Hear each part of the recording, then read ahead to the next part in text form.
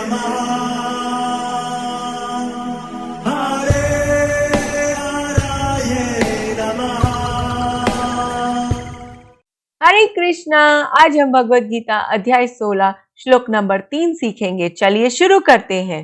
तेज क्षमा धृति शौचम अद्रोहो नातिमानिता भवन्ति संपदम दैवीम अभिजातस्य भारत। अब हम इसे धीरे धीरे बोलकर समझते हैं। तेज क्षमा धृति शौचम अद्रोहो नाति मानिता भवन्ति संपदम दैवीम अभिजातस्य भारत। अब हम इसे फिर से गाते हैं। तेज क्षमा धृति शौचम अद्रोहो नातिमानिता भवन्ति संपदम दैवीम अभिजातस्य भारत।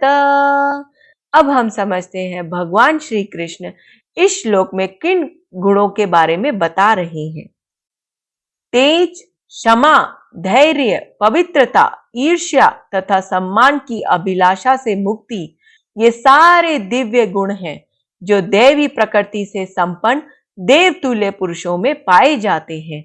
हरे कृष्णा। चलिए अब हम महाप्रेम प्रभु जी से इन सब गुणों के बारे में और अच्छे से समझते हैं। हरे कृष्णा जी, आप सबका बहुत बहुत धन्यवाद। आप लोग इतनी प्रेरणा दे रहे हैं। हमने ये सारे 26 गुणों को एक एक करके समझने का प्रयास किया है। ये सारे 26 गुणों को आप समझिए। कोई व्यक्ति बोलता है महान पुरुष किसको बोलते हैं, तो बताते हैं जिनके अंदर ये दिव्य गुण है वो सब महापुरुष कहलाते हैं, महान व्यक्ति कहलाते हैं। अभी यहाँ पे एक और प्रश्न खड़ा हो जाएगा कि प्रभु जी 26 गुण है, हम तो भूल जाएंगे, कौन सा याद रखे, कौन सा याद नहीं रख पाएंगे, कैसे हम लोग करेंगे, किस समय कौन सा गुण को लगाना है, ये तो बहुत मुश्किल है।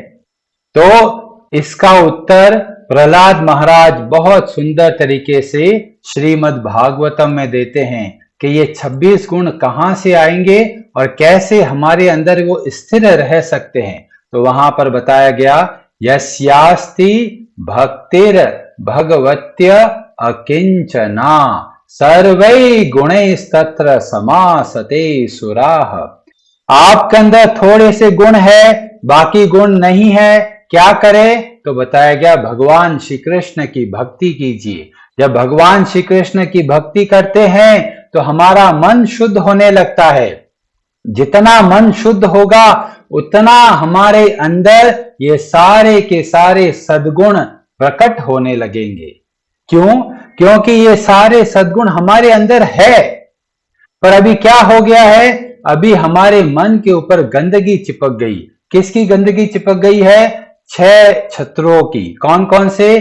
काम, क्रोध, लोभ, मद, मोह और मात्सर्य। इन 6 शत्रुओं की वजह से हमारे दिव्य गुण छुप गए हैं। और जब हम भक्ति करते हैं तो हमारा मन शुद्ध होने लगता है।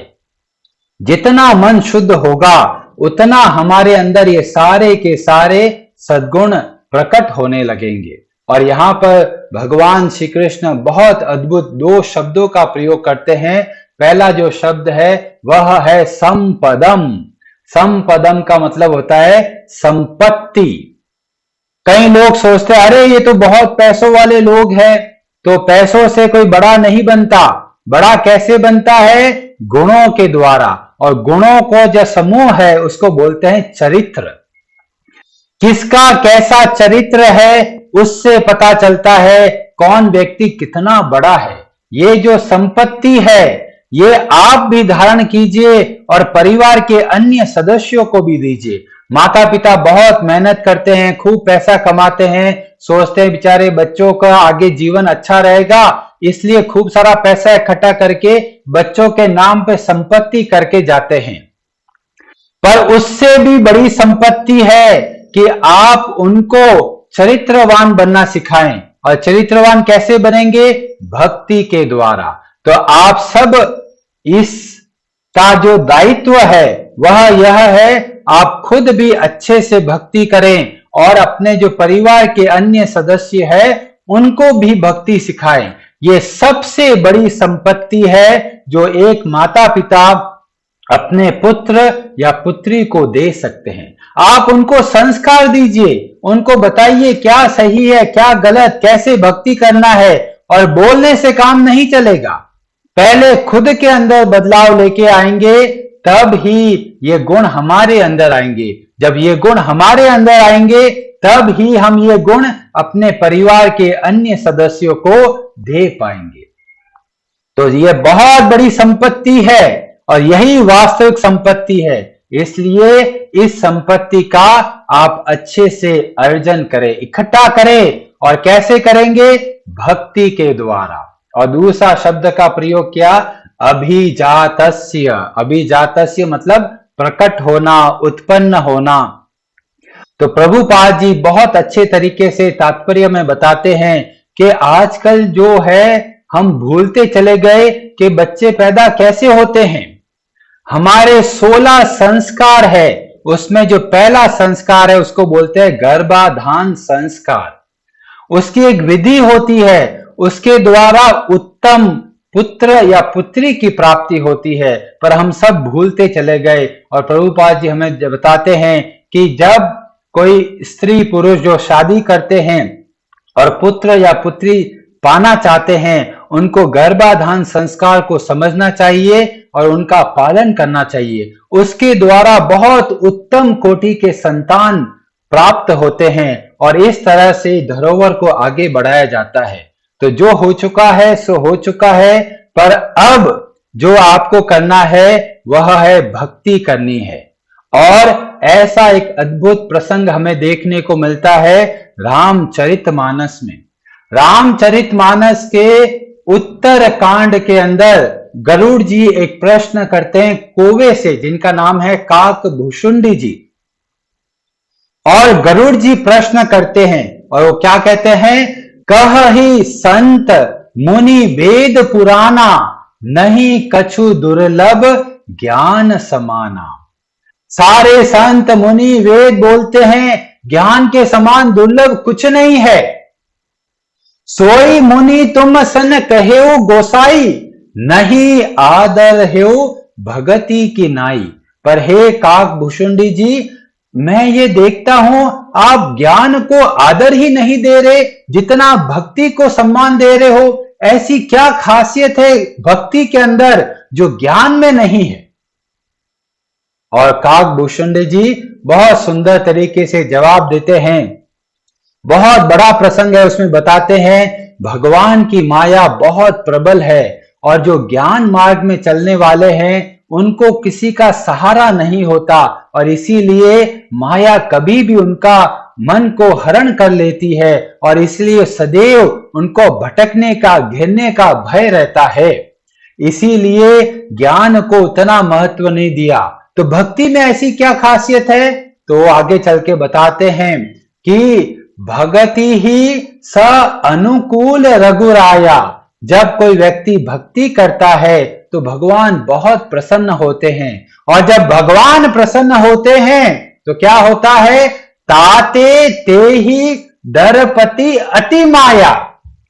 जो माया है वो निकट नहीं आती। क्यों नहीं आती? क्योंकि वो भगवान से डरती है। क्यों? क्योंकि भगवान की माया है। जहां पर भगवान स्वयं है वहां पर माया का कोई अधिकार नहीं, और इसीलिए जो भक्ति के मार्ग में आगे बढ़ते हैं उनका पतन होने की संभावना नहीं होती। क्यों? क्यों? उनकी देख रेख भगवान स्वयं करते हैं। और बोलते हैं ते ही बिलो की माया सकुचाई, करी न सकई कछु निज प्रभुताई। और जो माया देवी है वो दूर रहती है और भक्त के ऊपर कुछ नहीं कर पाती। और यही बात भगवान श्री कृष्ण बोलते हैं, देवी येषा गुणमयी मम माया दुरत्यया। भगवान की माया बहुत प्रबल है। पर मामेव ये प्रपद्यन्ते मायाम एताम तरन्ति ते। पर जो भगवान की शरण में जाते हैं, भगवान कहते हैं वे इस माया से बड़े आराम से पार जाते हैं। इसीलिए काकभूषण जी बहुत प्रशंसा करते हैं भक्ति की और बोलते हैं ज्ञान मार्ग में बहुत कठिनाई है, भटकने की बहुत संभावना है, इसलिए आप अच्छे से भक्ति कीजिए। अब अगला सवाल आएगा, अरे भक्ति कैसे करें, घर पे बैठे भक्ति हो जाएगी क्या? नहीं, भक्ति कहां से मिलेगी? तो आगे बोलते हैं, मोरे मन प्रभु अस विश्वासा, राम ते अधिक राम कर दासा। और वहां पर बोलते हैं, भगवान राम से भी बढ़कर कौन है? भगवान राम के दास, मतलब भगवान के भक्त, वे भगवान से भी बढ़कर है। तो पूछते ऐसी क्या खासियत है भक्तों के अंदर जो भगवान में नहीं है? तो बोलते हैं, राम सिंधु घन सज्जन धीरा। भगवान श्री राम एक समुद्र की तरह है, पर पानी की प्यास कैसे बुझेगी? वो जो बारिश का पानी होता है उससे बुझती है। इसीलिए जो भगवान के भक्त वो क्या है? घना, वो बादल की तरह है। तो समुद्र का पानी बादल उठाता है और वहां पर पहुंचाता है और लोगों की प्यास बुझाता है। और ऐसे ही आगे एक और बहुत सुंदर उदाहरण देके बोलते हैं, चंदन तरु हरि संत समीरा। भगवान हरि कैसे हैं? चंदन के वृक्ष के समान है, पर सुगंध कैसे आएगी? हवा के द्वारा। और ये हवा कौन है? यह है भगवान के भक्त। और फिर बोलते हैं कि भक्ति कैसे मिलेगी? सब कर फल हरि भगति सुहाई, सो बिनो संत न काहू पाई। आपको भक्ति करनी है, कैसे मिलेगी भक्ति? भक्तों के द्वारा। जब हम भक्तों के संग करते हैं तब हमारे जीवन में परिवर्तन आता है। और इसीलिए फिर काकभूषण जी अपना फाइनल बात बोलते हैं, अस विचारी जोई कर सतसंगा, राम भगति तेहि सुलभ विहंगा। हे गरुड़ जी, जो भक्तों का संग करते हैं वे बहुत शीघ्र से भगवान की भक्ति को प्राप्त कर सकते हैं। और इसी बात को चैतन्य चरितामृत बहुत अच्छे से बताते हैं। चैतन्य चरितामृत की जो मध्य लीला है, अध्याय 22 श्लोक नंबर 54 में बताया गया, साधु संग साधु संग साधु संग सर्व शास्त्र कहे, लव मात्र साधु संग सर्व सिद्धि हय। थोड़े से समय के लिए अगर भगवान के भक्तों का संग हो जाता है तो हमारे जीवन में परिवर्तन आरंभ हो जाता है। उससे पहले हमें विवेक बुद्धि प्राप्त नहीं होती। इसीलिए बोला, भक्तों के संग में आप भक्ति कीजिए, भक्ति के नियमों को समझिए, अपने जीवन में उसको उतारिए। जब आप अच्छे से भक्ति करेंगे तो ज्ञान स्वतः ही आएगा, चरित्र स्वतः ही आएगा और आप बहुत अच्छे से परिवार के और लोगों को ये ज्ञान बता सकते हैं। और इसीलिए चैतन्य महाप्रभु 5 प्रमुख बातें बताते हैं। अगर हमें आगे बढ़ना है, इस संसार से बाहर निकलना है, तो क्या बताया गया?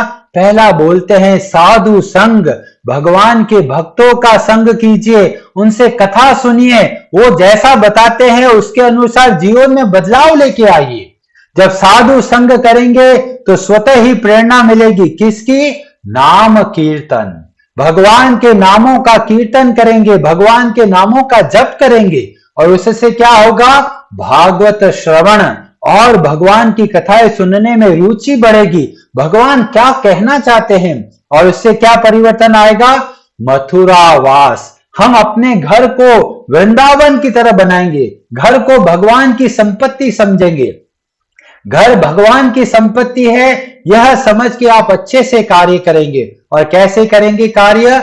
श्री मूर्तिर श्रद्धया सेवना। ठाकुर जी को घर पे बैठाया है तो बड़े प्रेम से उनकी सेवा करनी है, उनको भोग लगाना है, उनको तुलसी दल अर्पण करना है। इतना सरल रास्ता है और इतना स्ट्रांग है कि इसमें भटकने की कोई संभावना नहीं है। और इसीलिए सब शास्त्र हमको बोलते हैं भक्तों के संग कीजिए और भक्तों के संग में भक्ति कीजिए। जब इस तरह से भक्ति करेंगे तो हमारे अंदर ये सारे के सारे सद्गुण प्रकट होने लगेंगे। जैसे कि शहद होता है वहां पर मधुमक्खियां स्वतः ही आती है, ऐसे ही जहां पर भक्ति होगी वहां पर सारे के सारे सद्गुण स्वतः ही आने लगते हैं।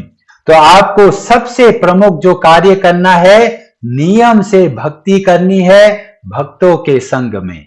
हरे कृष्णा जी। आप सबका बहुत बहुत धन्यवाद। हरे हराये नमः।